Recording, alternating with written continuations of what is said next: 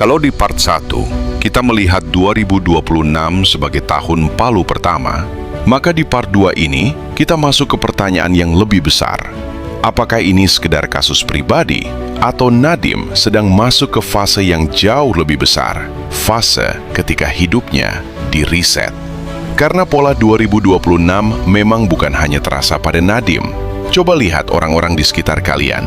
Banyak orang yang dulu terlihat hebat, terlihat mapan, tiba-tiba masuk fase riset. Ada yang bisnisnya diuji, ada yang reputasinya berubah, ada yang relasinya runtuh, ada yang hidupnya dipaksa ulang dari awal. Seolah semesta sedang bersih-bersih. Tapi bersih-bersih ini bukan hanya menghukum yang jahat. Kadang yang baik pun ikut dimurnikan lewat proses.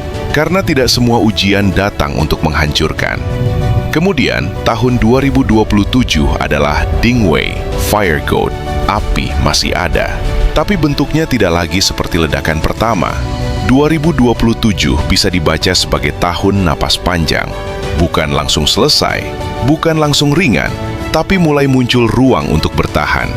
2027 adalah fase menahan tubuh agar tidak runtuh setelah pukulan itu datang. Nadiem bukan figur yang mudah dibaca hitam atau putih, karena ada orang yang masuk ke pemerintahan untuk menjaga sistem lama, tapi ada juga orang yang masuk untuk mengubah sistem itu sendiri.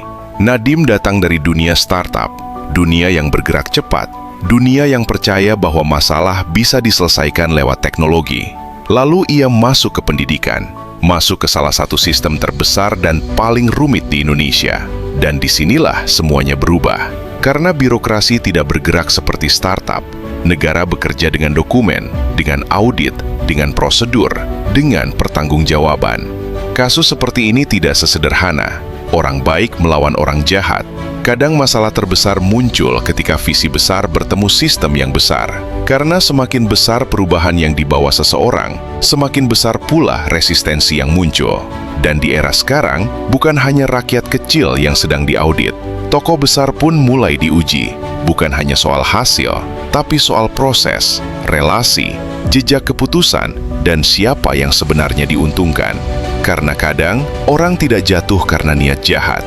Kadang mereka jatuh karena bergerak terlalu cepat di dunia yang belum siap berubah.